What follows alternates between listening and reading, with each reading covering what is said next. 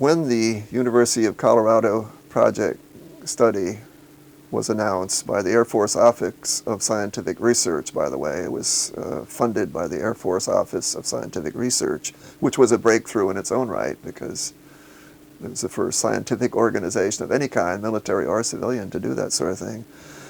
But I became a consultant to them, and they first invited me and Major Donald E. Kehoe, the director of NICAP, to go out and address the group during their formative stage, make a presentation, and we did in November of 1966.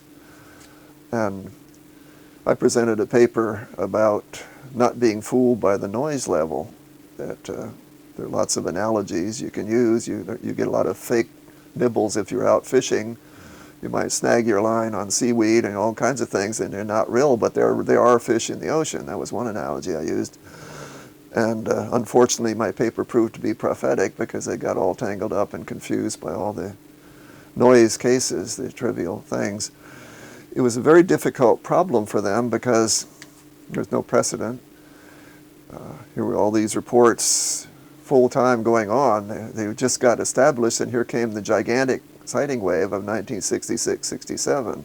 We helped screen the cases for them. We fit them the good stuff. We screened them, everything. But it was overwhelming to them getting up to speed because one of the criteria, oddly enough, contrary to the usual method of science, was that they had to be ignorant of UFOs. They couldn't be a believer or reader or anything in the subject because that would be a bias according to their kind of weird methodology. Whereas in real science, having a passionate interest in something is a plus. But that isn't the way it worked here, and that's one of the flaws in their methodology to begin with. But the basic problem there came from the top.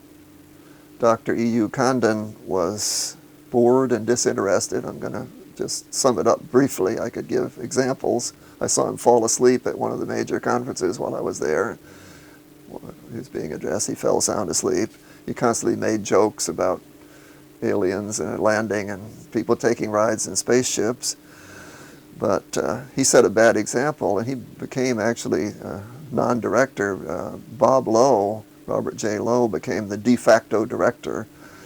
And I worked mostly with Bob Lowe on the cases, and he was confused. He didn't have a real scientific background. He was an academic dean. And he became confused. He would ask me, what about this case? What about this? What priority should we give? And I'd try to tell him. He said, well, I don't know. And he'd throw it down in disgust, not knowing how to deal with the whole subject.